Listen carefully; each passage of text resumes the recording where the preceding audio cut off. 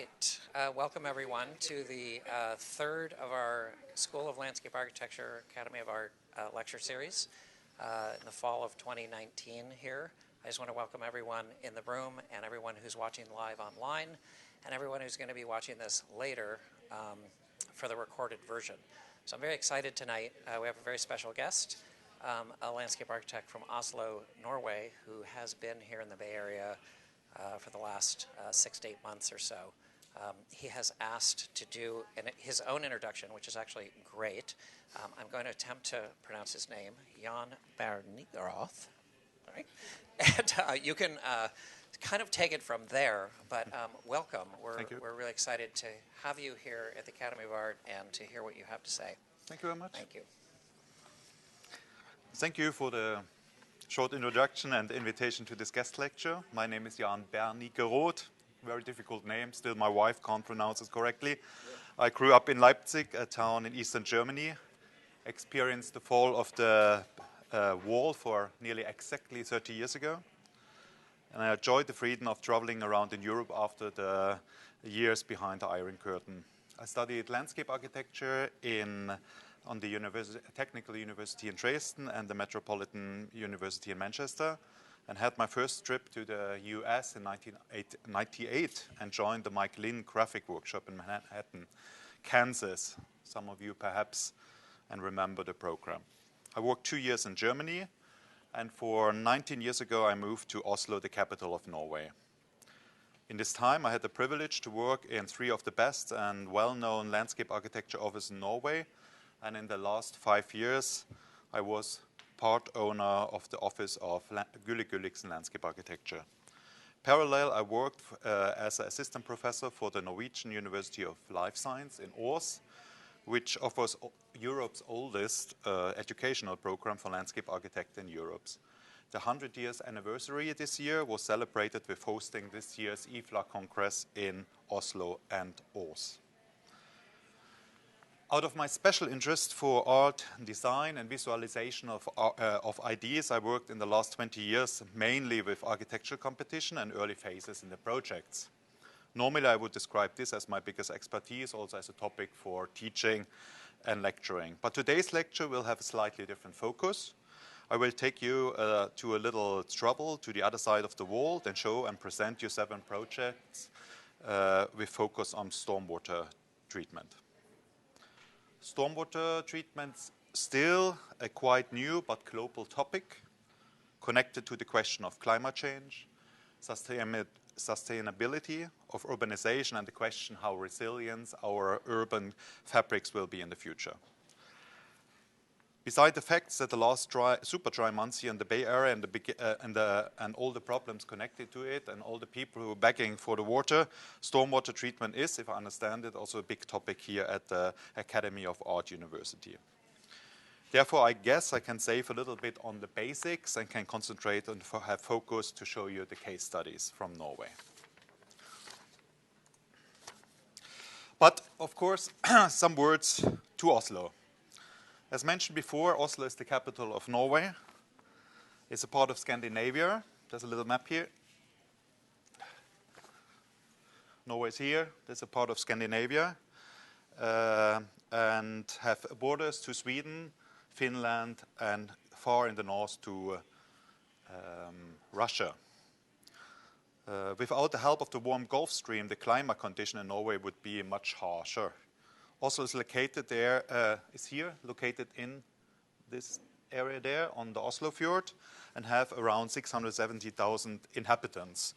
The metropole region of Oslo have around 1.5 million inhabitants. And this sounds, of course, in American understanding as a small number, but if you consider that the whole Norway have only 5.3 million inhabitants, then this means quite a concentration. For many centuries, Norway was a poor country. Since the found of the oil in the 60s, changed tremendously to one of the richest nations in the world. And this, of course, had also quite impact to the town of Oslo, which attracted a lot of people to move to the area. In the last decades, Oslo was one of the fastest growing cities in Europe. The town is located between the Oslo Fjord and the the mountains or the hills around. And the mountains and hills are mostly covered with woodland. And as my 7-year-old daughter mentioned, what was very important, that there is a lot of snow normally in the winter around in the, so. If I saw the news last day, it's got 1 feet of new snow last night down. So, and this is quite unusual also for Oslo. This very clear landscape elements defines a clear border and leads to a higher densification of the existing town. The most well-known new projects in the recent years is the Snøhetta's Opera building, which should relate a little bit to an iceberg. Quite iconic building, and the new barcode buildings, which stands now a little bit freely, but will be covered with other buildings in the future years. But the whole Bjørvika development is quite well known. Oslo put a lot of effort in the last years in to transform the city to a more sustainable place, and were elected and awarded, therefore, as European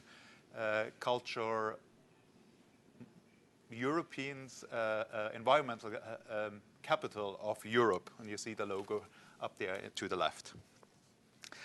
If you talk about climate change in Oslo, then the main focus is of rising of the average temperature, especially in summertime, and the amount of rain which will be expected in the future.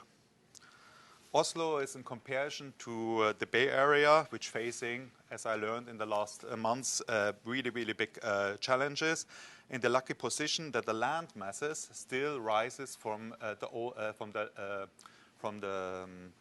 last ice age. And this approximately compensates the expected rise of the seawater level. So the big question every time is like, how was it possible to locate the opera like it is there, direct on the water, which is only more or less on the sea level, but the whole land mass still rises, and is approximately balancing.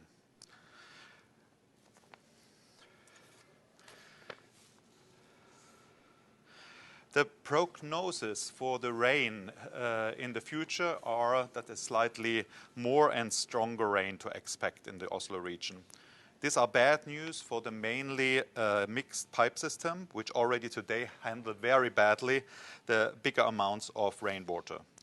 The sewage system is partly collapsing then and sending the water direct to the Oslo fjord. You see here all these little rivers, and a lot of them I will talk about, and they lead all the water direct to the Oslo fjord. This again leads to bigger pollution or water quality issues in the Oslo fjord. And the Oslo fjord is one of the main assets, recreational assets for the inhabitants from Oslo. Here you see approximately, it's not like in the Bay Area where you have 3 or 4 months with rain and the rest is super dry. It's more divided over the whole year. But they're expecting slightly more, and if this rains, then it is a stronger stormwater situation. Okay.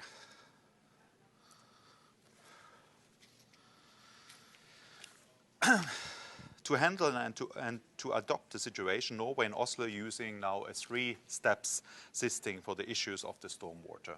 And what does it mean?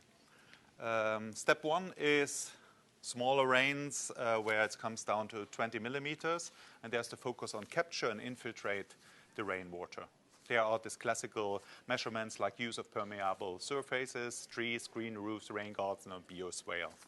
If you have more than this, that's between 20 and 40 millimeter, then it's the main focus to delay and retain the rainwater.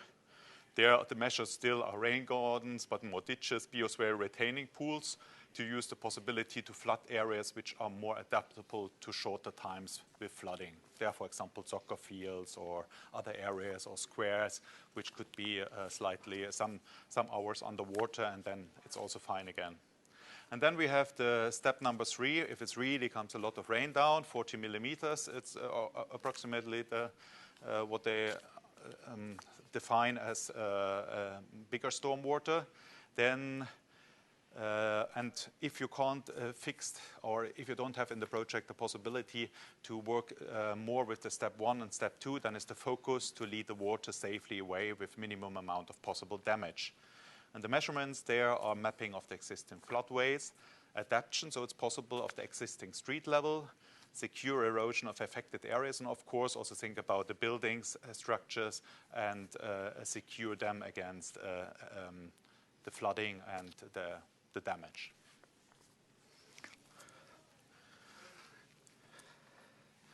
The first project I want to talk about is Elv Opening 2. If you translate it direct, this means River Opening Project number 2.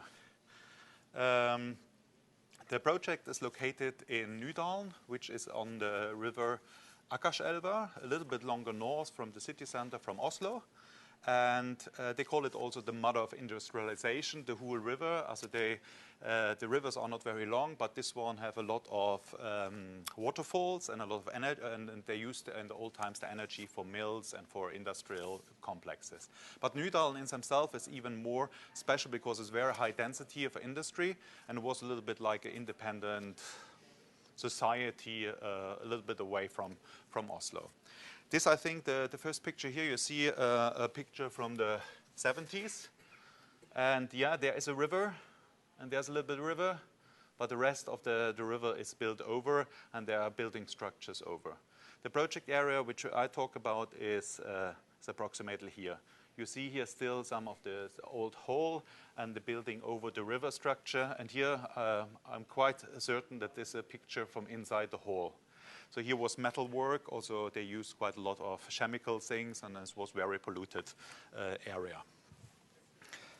The project is 15 years old, as is one of the older one, and I will tell you why I am taking this one with me.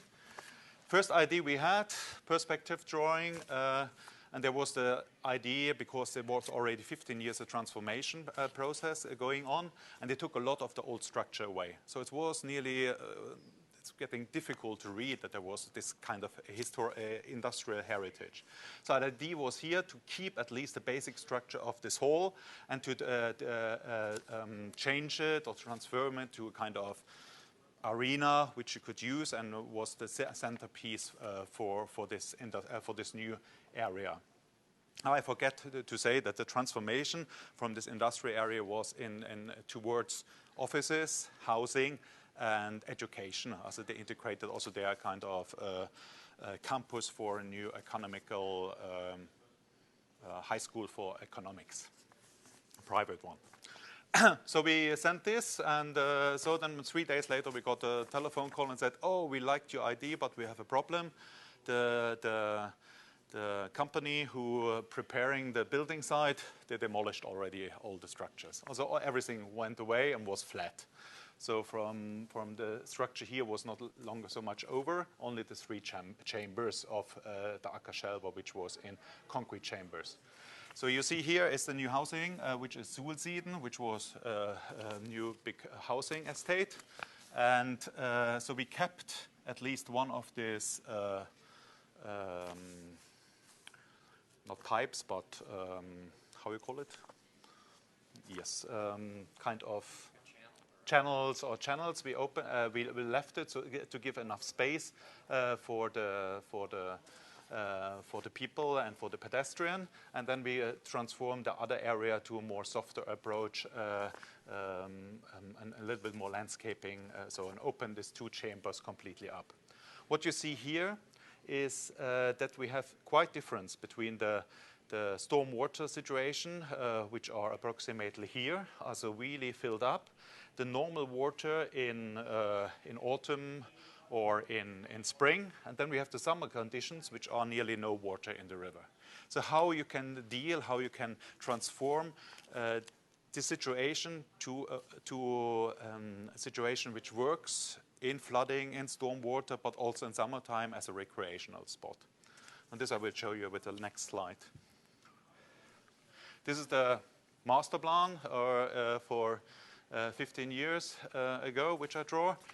And there we integrate, and this was the second time that they did something like this in Norway, that there is a kind of rubber sausage, let's see this, where you pump, I'm not sure if it's water or water in, and then there's a metal shield so that you can rise up this metal shield, and you can dam this upper level to a certain amount of water and can use it. Then here was not so much space, so this was the only thing what we really could do. But here there was one spot where we had a little bit more space, where the new building structure gave us a little bit more space. So we opened this water up and then built it a little bit more bigger water feature. This new pieces have only 1 feet deep water, so this is a nice spot also for families to go there and to go bathing, because these areas are a little bit more dangerous or more challenging. So, and here was also possible to integrate a ramp so that people in the wheelchair could go down, and some amphitheater, and to make it more to a spot. The building you saw here, the existing building, there was cut it down to approximately 50% and became a student club. Student club for the campus, for the college campus, which is located longer up. We had also a really nice old bridge, which was placed here. And you see still here the foundation over it, and we were discussing it to keep it or not to keep it, but the client were really afraid that the drunken students going from the students club to the campus, or from the campus down so through the new housing area, which was quite expensive. So we had to take this one away, and the students have to go around from the student club to so. This is a little bit pity, but yeah, we had to accept this.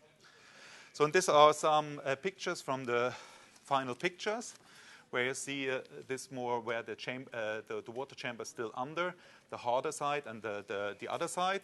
We tried also to integrate some of these columns with LED lights in, so that there is a kind of quotation which tells you where the old columns in this old hall were. We'd also tried with laser, but we found out that to integrate laser can be also quite dangerous to get it in the eyes and to losing the eyesight, so there is only LED, but at least for the ID there. And here you see this sausage with this metal shield, where you take up the water to a really nice level, approximately like this, and a little bit longer up, it's a little bit not so high. And I was living nearby, and I was one of the first, probably the first one who went bathing there. And the people who were living then already on the balconies and looked down said, is it possible to go bathing here or go swimming here? I said, yes, why not? So, and to see really to change this kind of understanding what the area was and what it could be, I think this is quite amazing. I will show you then also some picture, how many people are using now. There are some only other picture. And there you see here where it's really full crowded with people. Old friend of mine said, Jan, you have to go once up there and someone see how many people are, because I moved. I was not longer living there.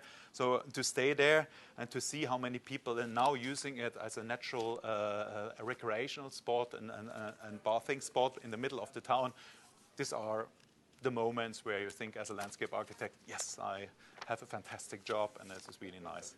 And the other thing, which I all the time thought it will be a little bit dangerous, is this kind of damming. This dam have only the energy to take out the energy from the river.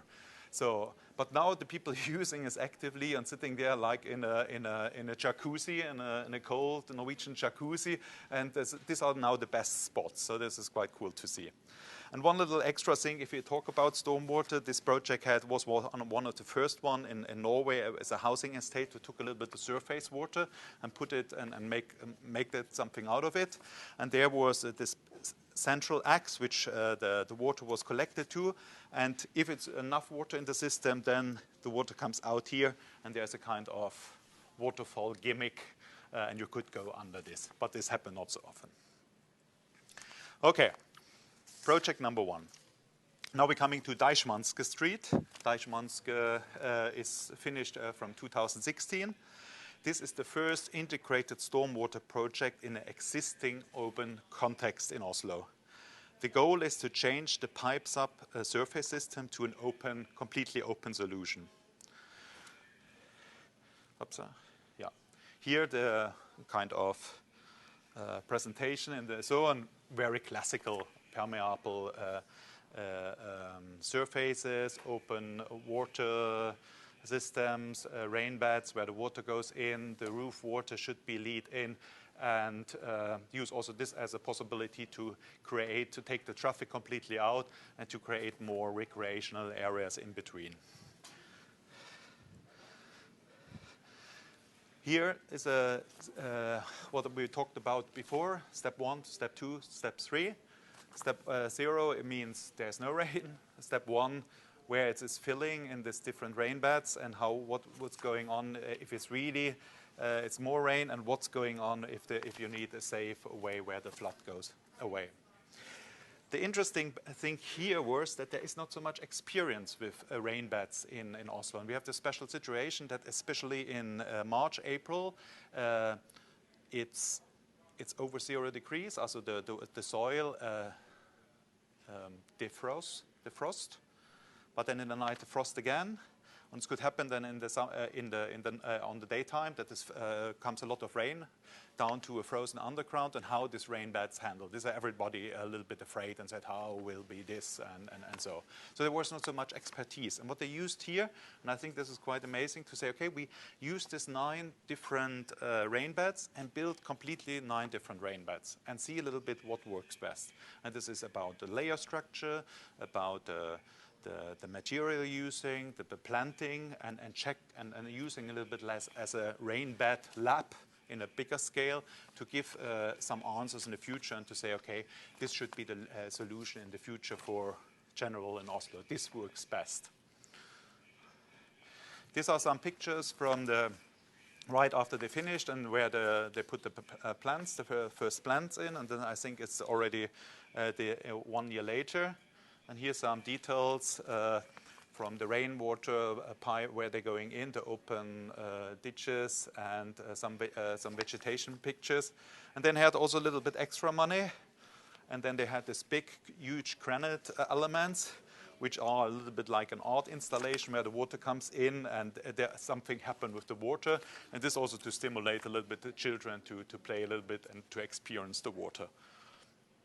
So, and these are 2 pictures which I got sent for 2 or 3 months ago. As this is this year's situation, you see, is quite well established, and it's really nice that the vegetation now comes up and makes it a very organized and smooth street. A little bit pity that I don't have a picture with before, with all the traffic and all the things which were in, but it's a big gain of quality.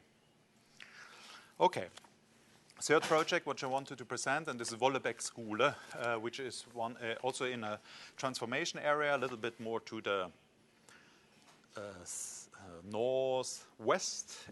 northeast in Oslo. A lot of housing should be established there, and of course there's also the need to a new school, and there especially an elementary school. And there was clear statement from the town or from the municipality, okay, we have to use also here this 3-step system. And this was the first time that they used this kind of 3-step system in a school project in Oslo. Here's a challenge, and you would say in the beginning perhaps it's good, there's quite a lot of topography in the area. But if you think about the school or in general, then you have to also think about that people with wheelchairs can come along, and this generates quite a lot of ramps. And oh yeah, here I saw the 2 picture. Here you see a little bit of topography. Sorry, here's the area a little bit to the eastern, and there's the spot with the school. And here the topography, which looks quite flat, but there's quite a lot of topography in. And the main what I wanted to say is that to combine ramp also with open water systems or with stormwater solutions can be also a little bit challenging. That is getting too much structure, but I think we found here a nice solution. Here was also the main issues was here flood control, because the river, this Vollebekk river is a small, very little stream, is already have the max capacity. So as it was really a main issue to have a flood control, to infiltrate and to delay most possible the water which will be lead in the Vollebekk stream. All right. This again, or not again, this is was an architectural competition. In Norway, you have a quite strange architectural competition where architects, landscape architect, and a building company works together and give a proposal, and then out of the architectural qualities and how much the whole project will cost, they finding out who will be the winner. And this was together with L2 landscape architects, together with Gülich landscape architects. So here are some principal drawings. We say, okay, where should be the water lead to, and which phase, in which area, which use in these different steps. One little bit more detailed drawing, which also tried to count how many areas we have, how many square meters or square foot we have, and how much capacity we need and how much water we can infiltrate in the different areas. The system here, if we go from step 0, again, if there is no water, step number 1. And here's a little bit special that they said, okay, all the roof water should mainly go into infiltration. Now you have to help me. What was it? A tank, infiltration tank under where the water should infiltrate. So this is more or less a separate system, but you see also in a later, there's also a connection possible if it is not filled up and it's too much surface water, that this can also be an addition for the extra water which comes down. So there is the phase number 2 or step number 2 and step number 3. And there you see that they're using all the capacity like the soccer pit and whatever. So then delay, and then in the end, whatever, 2, 3 hours, 6 hours later, the water goes to volley back to the stream. But then it's fine, then it's already the big flood is gone. So here you see the master plan, which looks a little bit destructive. Because you have all these ramps, all the staircases, and these water elements. And there are only some images where you see how it is integrated in the schoolyard. It's not spectacular, but this works, and there was a lot of discussion before how it is possible to integrate something like this in a schoolyard with water and all the danger. But it's fine, and the kids love it, and the kids have the possibility to experience more water in their outdoor area. Okay. Fourth project is Ole Dalshus, from the same landscape architects, from Gülich Landscape Architects. This is a part of an extension of the existing university campus from Oslo. The campus is really densified. They didn't have so much more space, so they crowded a little bit out over and came to an area where in Gaustabecken, also the stream of Gausta, which was completely in pipes. And there was this, okay, if you get this build this new building, then you please open also up this small river stream, integrate a new trail system in it, and soften everything up and make it more accessible. This was architecture competition with Lundhagen Architecture, quite well-known landscape architecture office, which built also now the new library in Oslo. And there is 2 phases. There's the first one, which was connected to this competition, and then the office got also later the possibility to develop this, open this little stream more up. There's a little bit closer view, and you see there is this main building and this roof garden, and it's completely green. And then you have more harder side, and then you have a softer side on the other side. Then it's a good question how we cope here with stormwater, full stormwater, with flood, and with little water. And I have to disappoint you a little bit, and this is a solution which they do quite often now in Oslo, to say, okay, you take only a certain amount of the water out from the river. As the river comes here, then they take a little bit of the water out, lead it through, and if it's more water, then it still goes into the pipe. But there's also the possibility then to say in summertime, if it's not enough water, to say, okay, you take the water and you pump the water up again, so that you have more control over the water or the water feature. Here, not only the water from after the roof gardens comes into it, but here was also the idea that all the surface water, it's cleaned and go into the system. So there are some pictures, and they were also on the posters. So this very resolute building there, really clear Scandinavian, and then a more harder side and a softer side on the other side. These are buildings which are 2 years after finishing, so they are now even more greener and feels more natural. Of course, then also with some little gimmicks like this bridge where you can go over and feel a little bit like you are on the top. So, and then we have this piece which is a little bit longer down, where they open again the water, and the trail system follows longer down to the town. So, and of course, there are also some areas where you don't have enough space, but why not? Then it's also possible to say, okay, and on the smaller areas you have quite hard edging, and I think it makes it also more interested. If everything is the same, then I think it's a little bit, in the end, boring. But to say, okay, you have more open areas, then you have this very high density, and then it's open up again, I think it makes the project more interesting. And then there was this little art gimmick, because it's a science park. So they put all these science people and politicians. I'm not sure. I thought it was scientists, but if I see Obama, then yeah, very good that he is in. But oh, perhaps it's Nobel Prizes. This could be something with this connected, whatever. Okay. So and then they took moss. You say moss in American or in moss structure, and put it around, and hopefully it will survive because it's quite harsh a situation like that. If you go a little bit longer down, then it's open up again. You see the trail which goes on the side, and then also the neighboring area to the existing building were redone. So this is now integrated part of the whole project. Then it goes longer down and it's open up a little bit more with the staircases.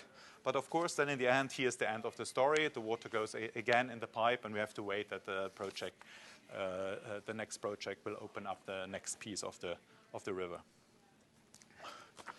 Okay, then we're coming to the Alna River, a project. And the Alna River is the longest river in Oslo, whole 10 miles long. Again, here a lot of heavy industry along the river, but here even bigger problem that all the main roads are direct connected to along this river, and all the surface water goes not cleaned into the river.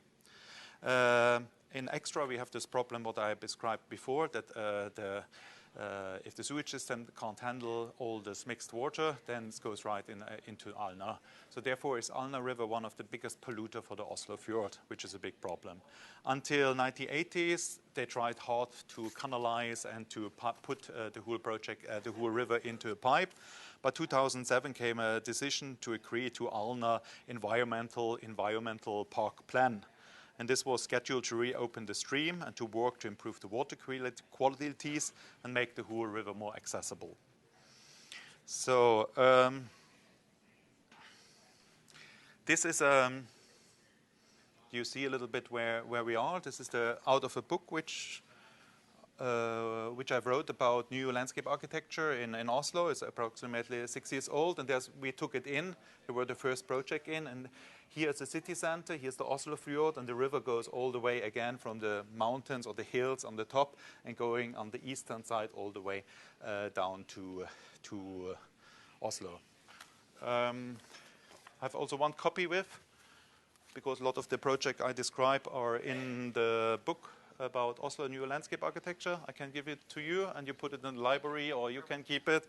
So if somebody wants to go to Oslo, then there's a good possibility to have a look in this book. So in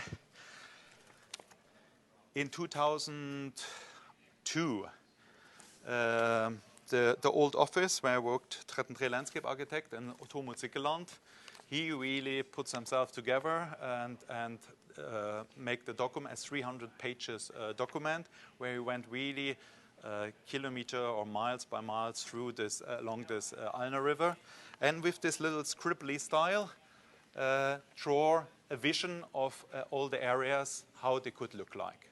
And this is a fantastic document to not to shine, but to at least to sell an idea what this river could be. And this was a starting point for a lot of projects which goes along the river Alna now. And it's amazing what kind of transformation this river had done. So this was his style of drawing. As this is not beautiful and it's really fast. I think he used 20 minutes, but at least to explain. And it was 300 pages, was a huge document. So the first project then this office got real as a project, not only as a vision, was this project of Hölalökka in 2008.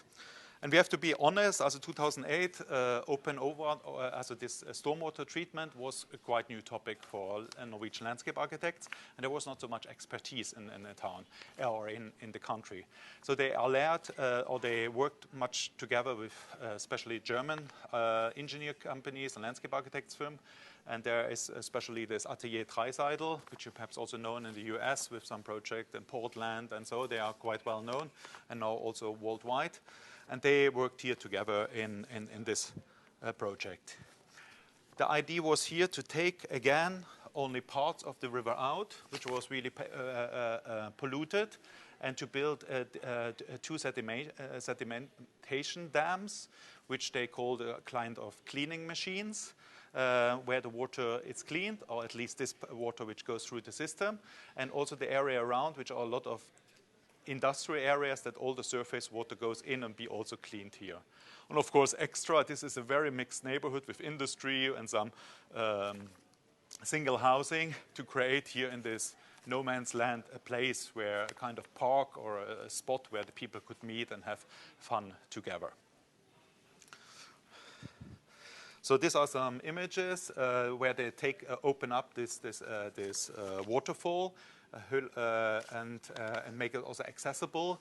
And to have a feature like this also for Norway in the middle of the town center, or not in town center, but in the suburbs, I think it's quite interesting. And then you see a little bit here, this are a picture from the spring. If you go there in summer or autumn, you nearly don't see the water because it's so overcrewed and it's so completely different atmosphere. And Tormod Zikkeland, who drew all these pictures, he is very well known for big granite or natural stone elements. So he loved to create and to make this kind of interesting statements where you really can see how the water goes over. Some smaller details here again, and then again, sorry, but the water goes first step in again to the pipe, and we have to wait that the next one is open. So you have to do it step by step. The next project is the same office got, is this project of Krohodal, which is a little bit longer up the river.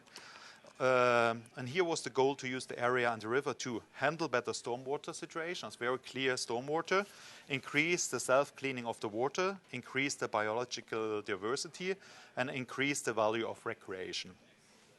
So and they used this old industrial dam, which was already there, but with a lot of vegetation, to open up and to create a very classical open space park with a playground, an amphitheater, and a small beach. Still, they have here the problem that the water quality is not good enough. So as a really to go bathing, secure bathing will take a little bit time. So you see here how this main feature look like. Here you see also that you have this main roads. Here's the Trondheimsveien, and here they are also to take this water, to clean the water and lead the water into. So you see these little channels which leads then this water from the streets down. And then there was this problem with the dam. The dam, the material, the ground material was really polluted. And they used a new method which called phytosanering. I tried to translate it, phytodecontamination. I'm not sure, at least with, I think with bacteria and with plants, to clean the harmful pollution so that they didn't have to dig it out and put it on somewhere.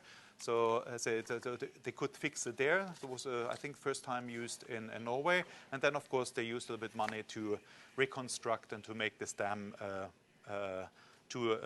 to part of the park.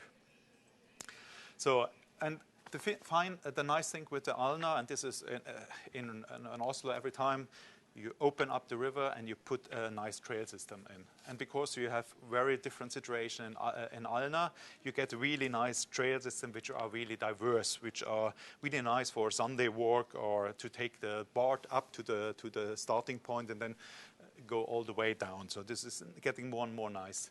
So and you see they have quite dramatic situation where they put in, and you go through industry area, old industry areas, and you go to nature areas, and you go to often mixed. So it's really something happened there. It's really nice. So in the last project which we had in the end of this river is this Kvernerbyen, again a heavy metal industry area which should be transformed to high density housing.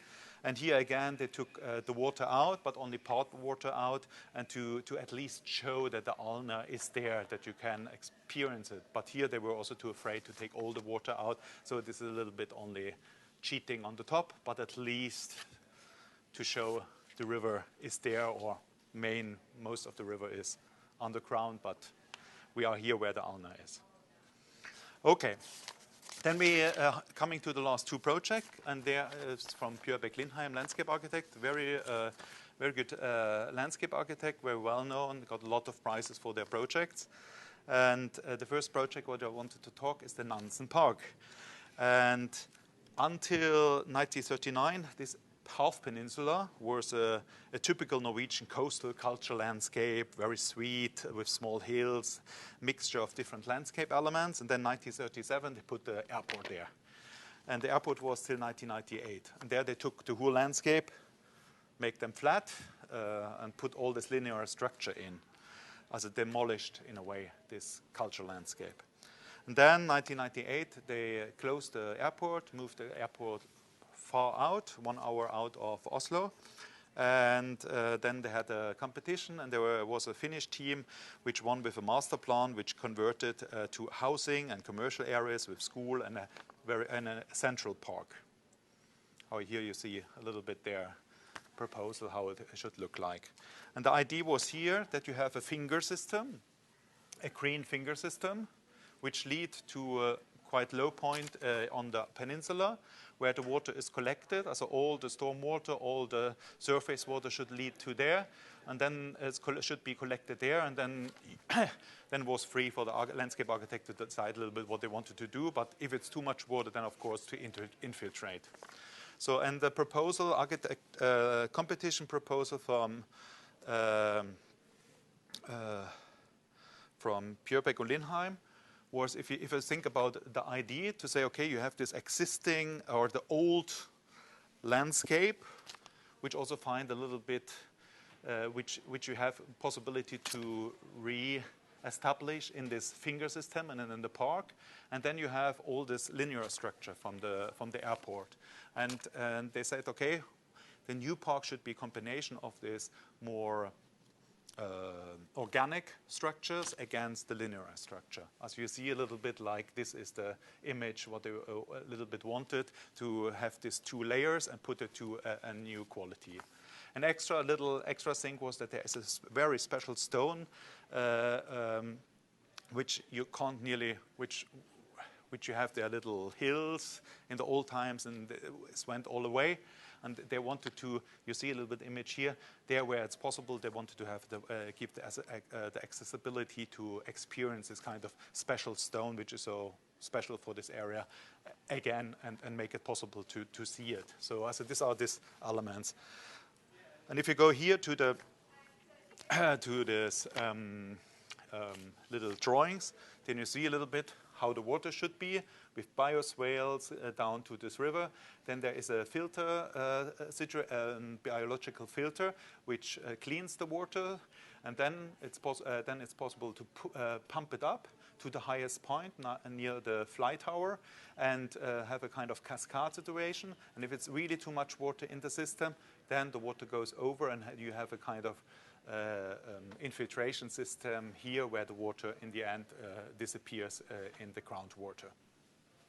The interesting thing here is really that they managed to build the whole park and everything before more or less housing started. So the whole infrastructure, the park was there, and the park will be quite narrow in the middle, in the end. But now in the beginning was like big space, and you have only these arms, a completely different atmosphere, like it will be in the next 10 or 15 years. As it takes time to fill these gaps. Here we get some images. There is the starting point for this water axe, which goes from the fly terminal, or from the terminal, not from the terminal, from the fly tower down to the park. And here's a transformation from this linear structure to a softer approach with some cascades and down to this big water feature. And then in the end you have this kind of a dam where if it's too much water in the system, it goes over, and there you have a natural infiltration system where the water goes to the groundwater. Here's some details from some more technical solution for cleaning the water. Here this bioswale and channels which are in these fingers. Some smaller things. Here are an image in spring for this biological filter, which looks a little boring in spring, but in summer it's completely green and it's a part of it. Some waterfalls, smaller waterfalls, and then of course also kind of ramp to this big water feature where you have a kind of playground, water playground, which is quite nice. Looks good, and it gives a lot of possibility for the kids to play.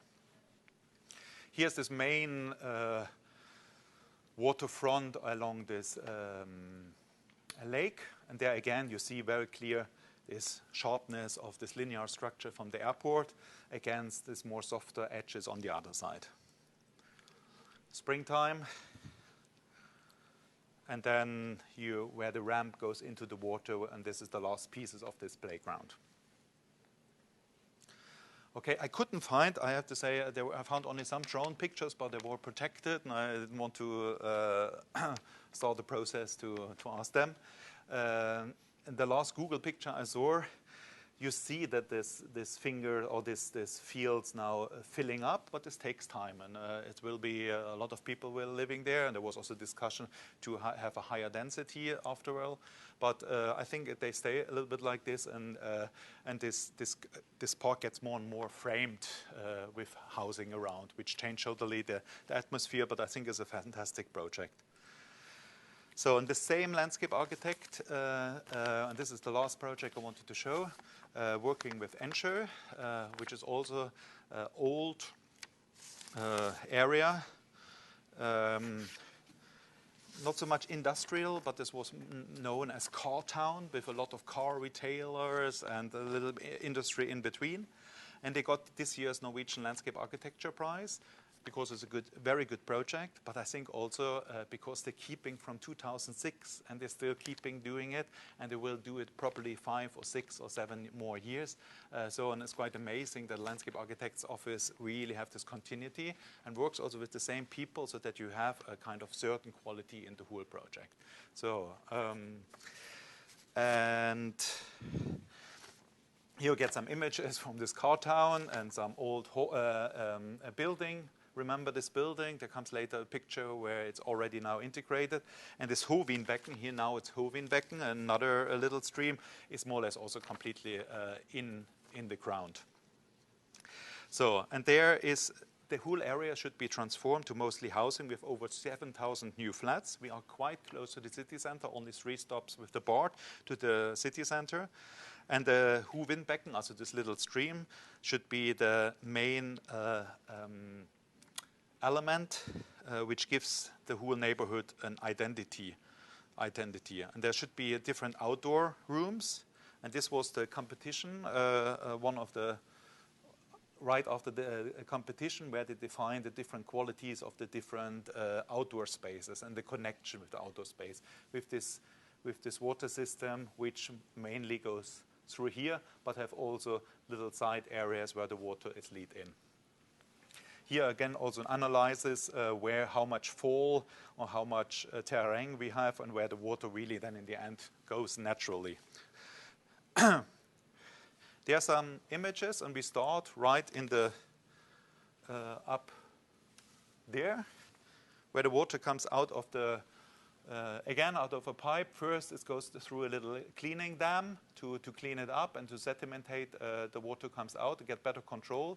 And then in a very narrow corridor, here is the board line, here is existing structure, again a new trail system which should be integrated and to push this little river into here where you say, oh, come on, is it possible as a landscape architect to give them a certain quality? But you see already after the first year, how nice and how powerful this river looks like today. So, and then we're coming closer down, and there we are,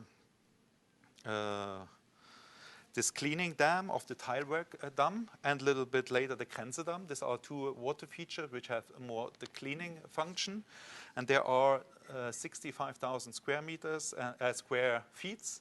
And this is slightly smaller. Here's a new school, also with a new schoolyard, which have then which is connected then to this big lake. Again, a little bit, you see it a little bit like in the other project, a more precise line on one side, and then a more organic approach on the other side.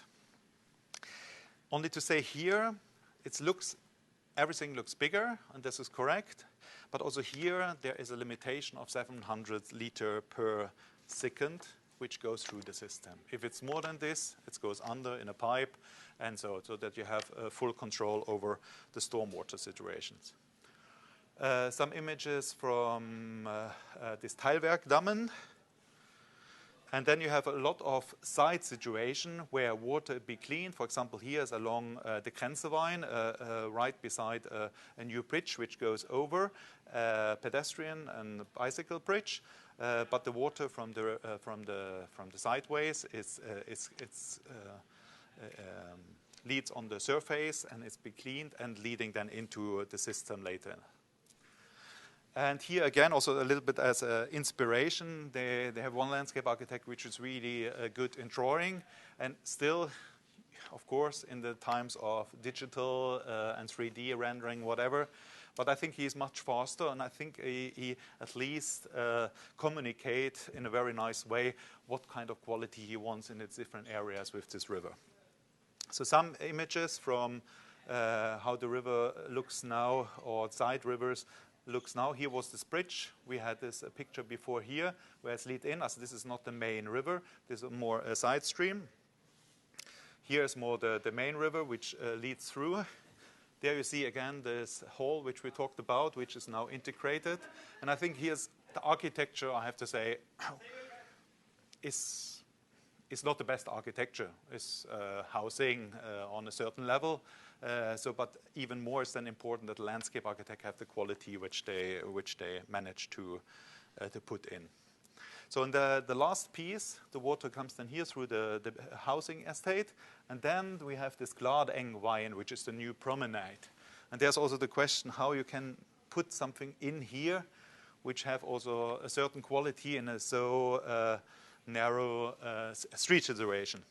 So what they thought and what they designed and was their idea approach to say, okay, what is if the river, a small river, goes through nature? What do you expecting normally if it's through a town? How is the edging there? And do we manage something which is a little bit in between? So and this is a little bit the idea how they handle this situation. Again here, beautiful drawings. Which tells you a little bit how this river should be part of this street. Beautiful cross sections and some more drawings.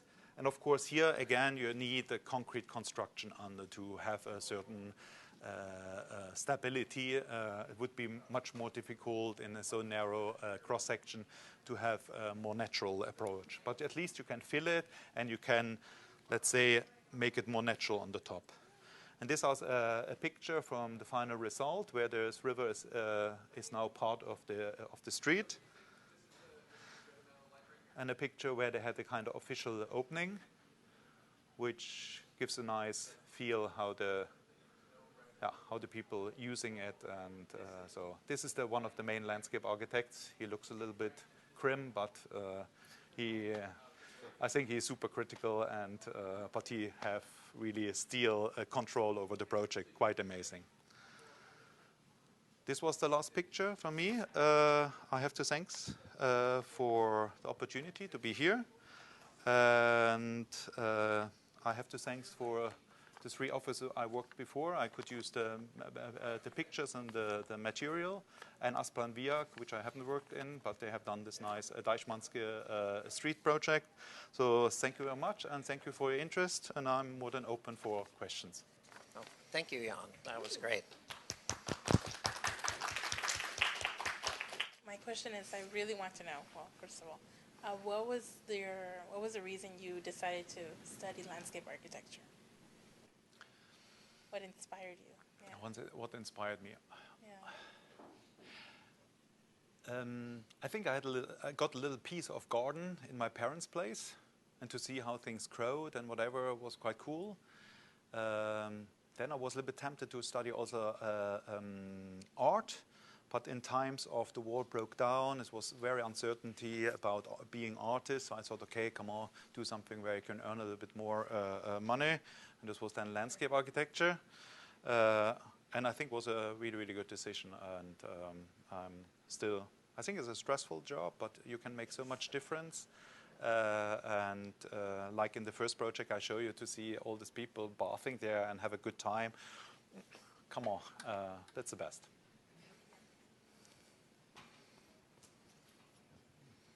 Could you talk about which planting bed ended up being the best framework? I don't know, and I think they still, because it's year number 2 or number 3, I think they're still finding out. And it's also not so that I think, if I understood correct the project, they're also changing things there. As if things doesn't work, then they're changing. Also, this is for the next years to find out. But they told me at least about the vegetation, what they found out there, yeah. So. And I understood that the soil gets frozen at night and then defrosts during the day, and then it's just if then process. in this situation it's rain comes over and you have a frozen surface. Wow. But of course you have the project like this also in Canada, and there is they have at least the same problem. But at least this is also one of the issues to find out which solution works best. Hello, thank you. It was really interesting. So my question is, do you think this kind of projects and how you deal with stormwater would be viable for places like here where we only have rain like half of the year and sometimes not as much rain? So the big problem is what are the qualities then of this space in summer? There are a lot of spaces where you can give extra water and whatever, and how will it look like then? And all the project where I've seen all this open solution and it's green and whatever, these are very often commercial areas, and they put a lot of money in also to keep the plants alive.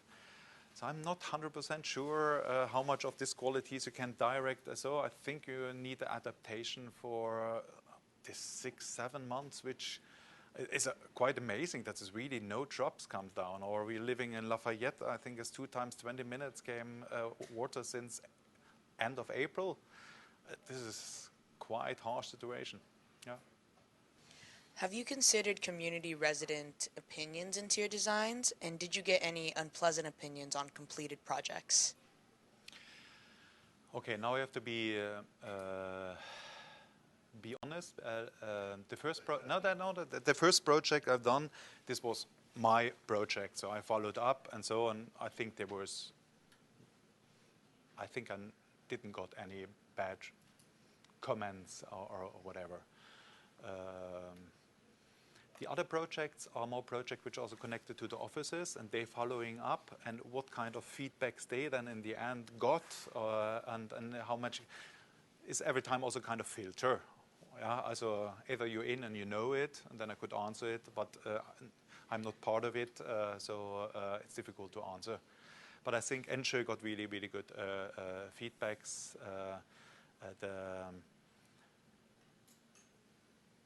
No, I think most of them are. And Yeah. did you engage the community? Oh yeah, this was the question. I think the problem in this transformation projects in industrial areas, there is no community. So as if you really have a project which starts from scratch in nowhere and there's only industry, then it's very difficult. I will guess in Deichmanske Street, which is existing, they involve the people. The school, they had probably, no, they had. I know they had a dialogue with the people who will work and so. So at least that this works as a schoolyard. But let's say the park which I showed you, there was a airport, so they're difficult. And Ensure, a little bit the same. They were a car dealer, so they were not future residents. So this makes it a little more difficult. But general, I think Norway try hard to integrate also the opinions of the people in the process. Hi, I have a question about the river opening project. Mm-hmm. So I think Norway seems to be very, very clean. And but what if I use this kind of storm water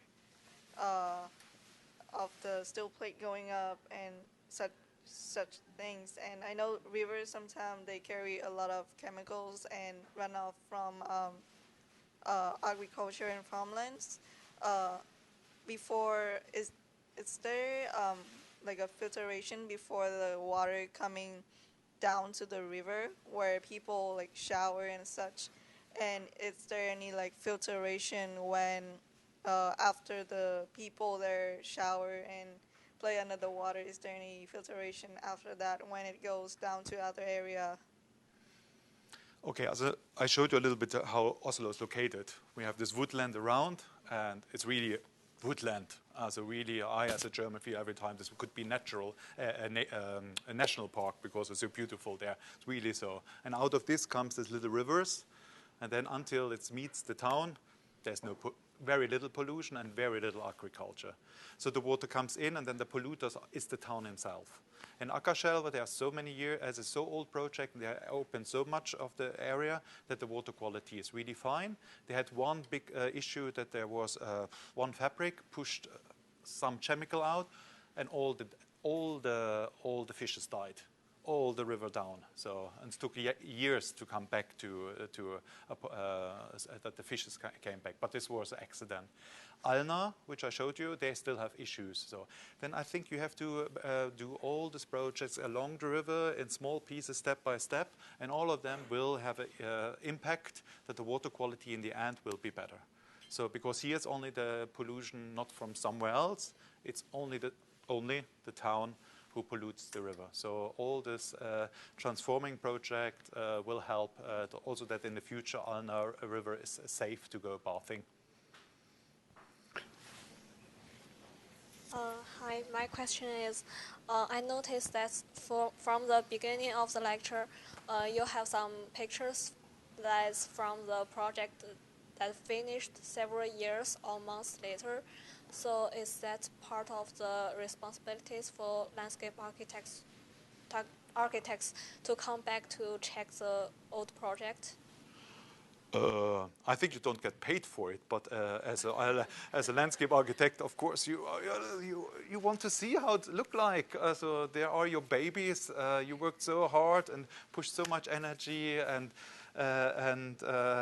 long nights in, and then the building it, and sometimes there are solutions where you can't sleep. These are part of you, and you want to see how this looks like. So you are. But let's see the first one which I showed you.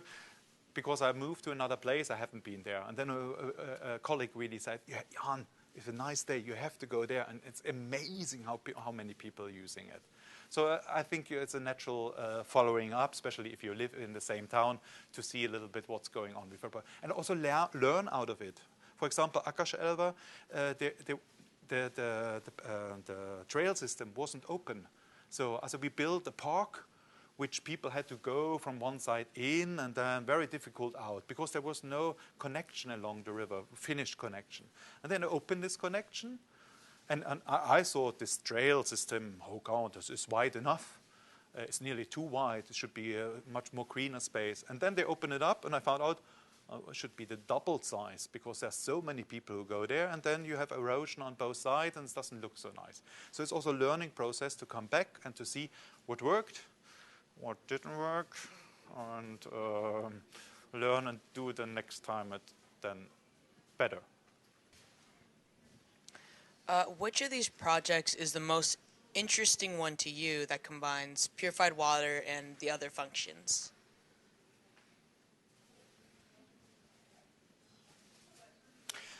I have to admit, as the last project, this Ensjø project is because it's not about 20 liters per second. We talk about 700 liters. This is something more. And it's about cleaning, about access, to make it integrated in a new housing estate, and to have it over so many years and thousands of hours to produce it and to build it and to see the result. I think this is still, for me, the top notch, and I think very fair that they got this architecture prize for this project, because it's amazing and worth visiting. Was it challenging using phytoremediation for the first time? Sorry? Was it challenging using phytoremediation for the first time in Oslo? Fiber. The phytoremediation, how you say it, cleans the... Oh, this. Yeah. I think I'm not into the details there. I can't say so much. I would guess was the issue of what are the alternatives and how much will this cost. In the end, a lot of discussion goes down to how much does it cost, and if you find a solution which is cheaper, come on, let's try it out. You studied landscape architecture. How did you start getting into stormwater solutions and design? I think when I started with this first project, which I show you, then stormwater was not a big issue. This was a classical, more transformation area project. Open it up, make it nice, that the new housing around, you can sell it for 20% more. That was this classical transformation idea. And this water things issue is, at least for Norway, a quite new one. As I said, perhaps 10 years. And then it's automatically, and if you have this political framework which says now all the new project should be this 3-step system, if automatically you go in and then you have to handle it and have to learn and to develop yourself. This is, I think, with landscape architect, okay, you can say there are so many jobs like who works with computer science or whatever. There's so much change all the time, but also for us as landscape architects is so much new things which we have all the time learn. Also, if you are finished here from the academy, it's not so that now you know everything and everything. So this is a whole process of developing further, which can be quite stressful, but at least it's not getting boring. This I can promise.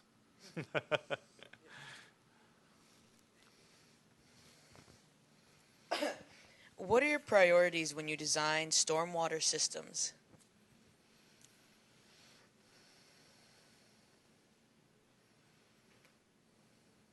I think first you have to find out what kind of capacity you're dealing with. So how much water you have to treat. Do you have the possibility to have this parallel system and say, okay, you have still this kind of pipe which goes under and give you the safety that if really a lot of water goes down, you still have control over the water level? So this is, I think, very important. Or do you have to deal with all the water? This gives completely different solutions. And then in the end, water have energy and can destroy quite a lot. As in the end, you have to find solution which keeps, on the other side, are so soft and so nice and so accessible that they give also an extra quality for the people who are using it or living there. So I think you have to adapt every time a little bit to and then in the end, the design solution, I think, is the last step in this line. Yeah.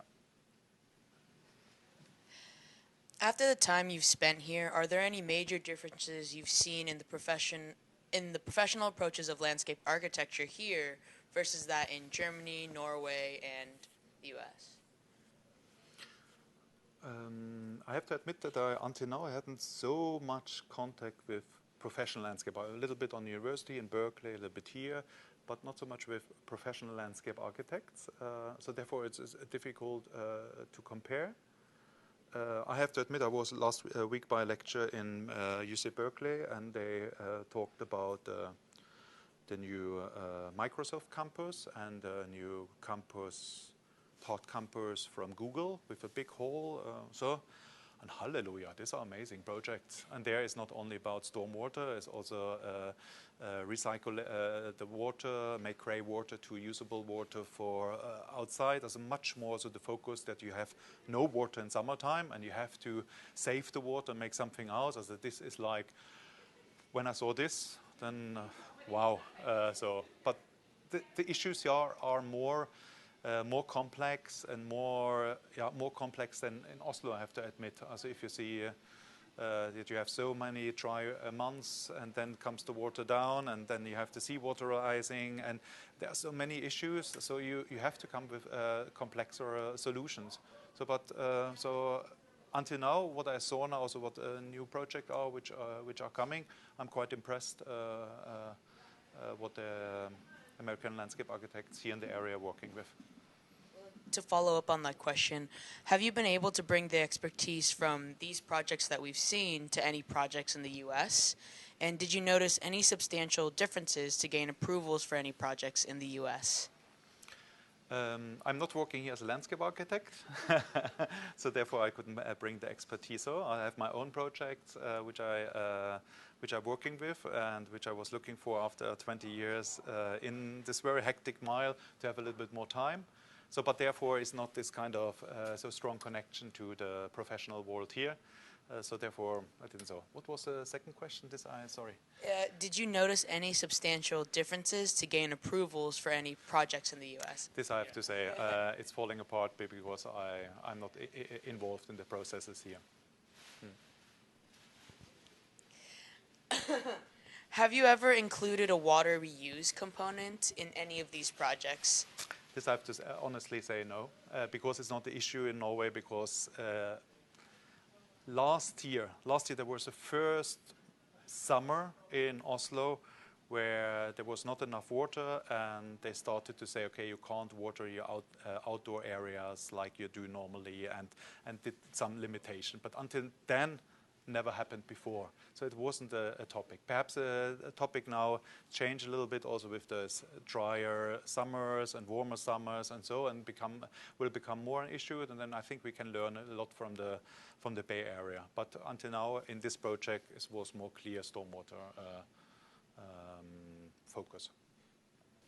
I think in the United States and maybe the UK, just from my limited knowledge of this process, so a lot of these projects have been installed maybe in the last 10, 15, 20 years, particularly when you get bioswales, rain gardens, and filtration ponds, these sand pits that filter heavy metals or oil out of the water and then clean the water, and the water goes down into the system.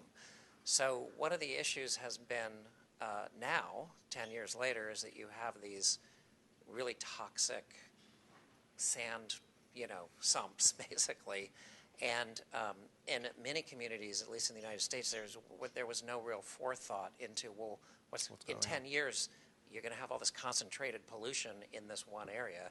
So you're going to need to dig it out, or you may have to dredge part of the river, and then you've got that, So now I think landscape architects and other community stakeholders in these projects are having to think about, how do you maintain these systems over a long period of time? Because it's great when you put them in, but if you don't keep them up.